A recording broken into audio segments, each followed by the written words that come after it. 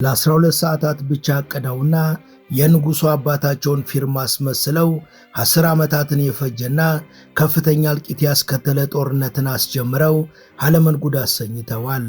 በሼሪያ ሕግ የምትመራ ሀገርን እያስተዳደሩ የኢየሱስ ክርስቶስን ተወዳጅ ምስል በ67 ቢሊዮን ብር ገዝተዋል።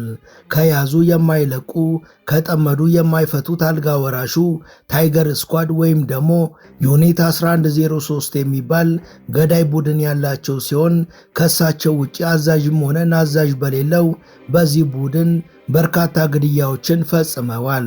ዶናልድ ትራምፕ ሳይቀሩ ይታዘዙላቸዋል። ነጩን ጥቁር ብለውም ጥብቅና ይቆሙላቸዋል። በእሳቸው አገዛዝ ያልታሰሩ ልዑላውያን በቅንጡ ሆቴሎች የቁም እስረኛ ያልሆኑ ባለሀብቶች የሉም። I am Crown Prince of Saudi Arabia. I am accused of having murdered a journalist and kidnapped a foreign leader. I am waging a bloody war in Yemen and repressing any opposition.